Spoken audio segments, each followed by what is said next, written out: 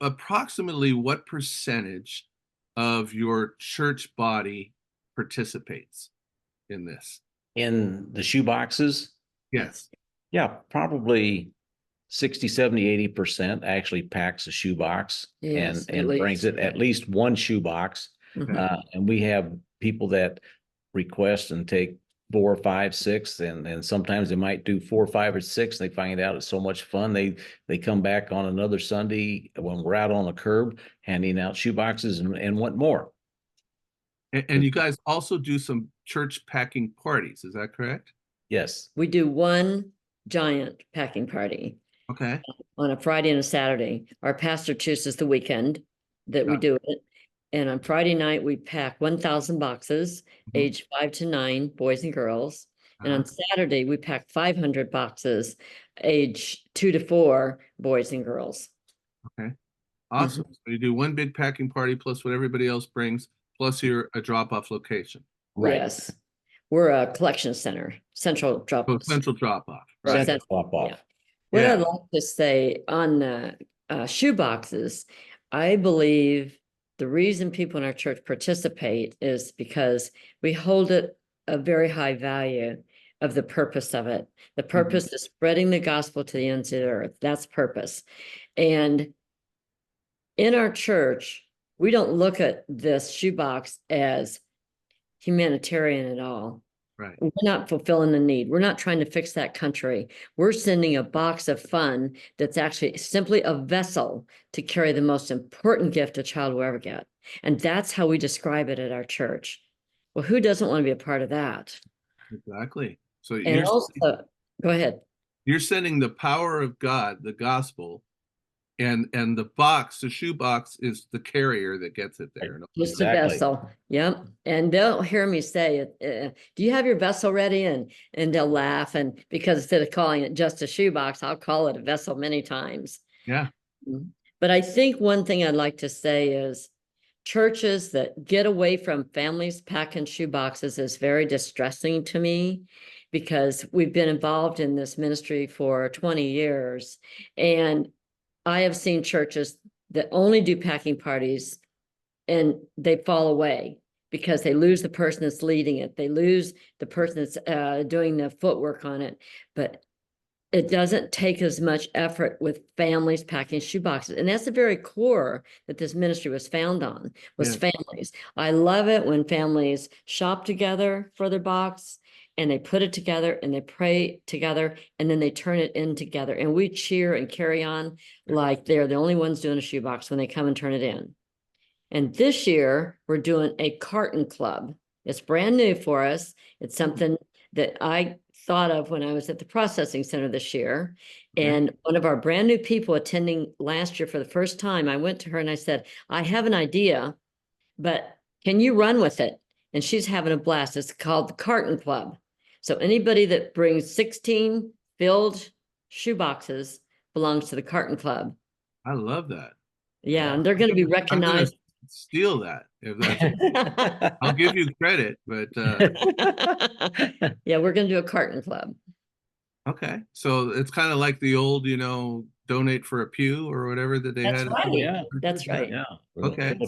But a carton club that's a lot more powerful than a pew. Well, that's 160 people that carton's going to affect, and that's how we're promoting it.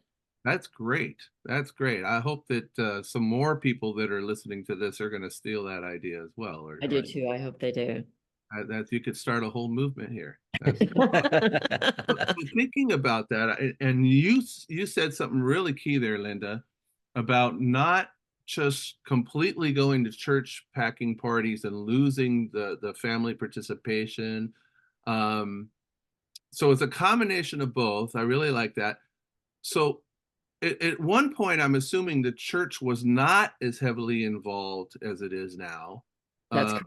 So what kind of steps for people that are praying about that for their church, what kind of steps would you both encourage them to start taking to increase that awareness and that participation? Do you want to go ahead? I think when we started the ministry, it was in 2004, and our church did 203 boxes. That's Okay. what they did total. So it started small, Sure. but the reason it started small is because there's nobody to lead it. And honestly, I can say leading this ministry, I think the project leader of that church needs to be somebody that's a people magnet. People are drawn to that person. I think it needs to be a person that's a strong communicator.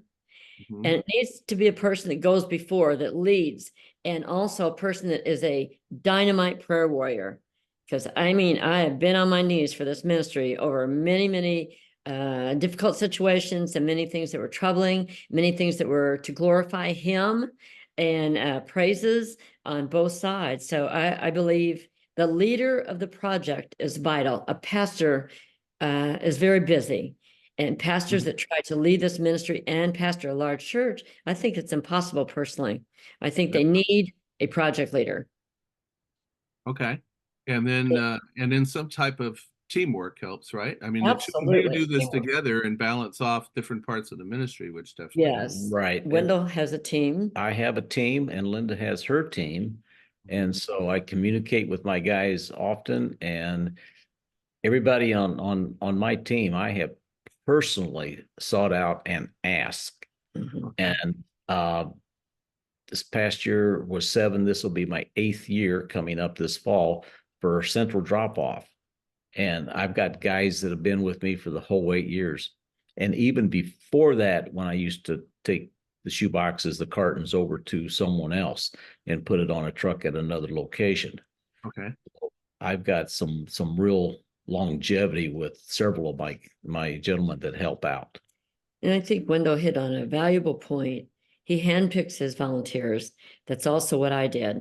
Is I would when Samaritan Purse put out to us that they wanted every site to be missional, and they wanted every box to be prayed over. I thought, oh my goodness, how am I going to be everywhere and handle this? Because I take any instructions seriously.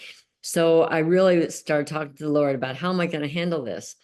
And he just kept putting before me this person's name, Vicky Demand. And I thought, Vicky Demand, I don't even know who she is. So I was in the foyer of the church and I asked somebody, hey, do you know who Vicky Demand is? And they said, yeah, she's right over there.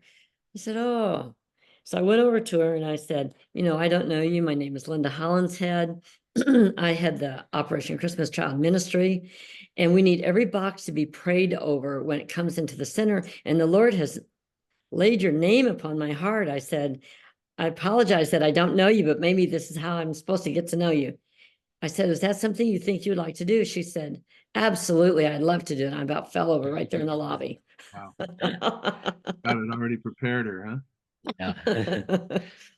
So teamwork does make the dream work. You can't really do it without a team of people, That's right? correct. That's right. It's not a one-man show. And so many the ladies that's on Linda's team, their husbands are on my team. So when they come to volunteer for the afternoon during collection week, they just come together and they stay the whole afternoon. And so it becomes like a fellowship event at the same time. yes, Sure. yes. Yes, it does.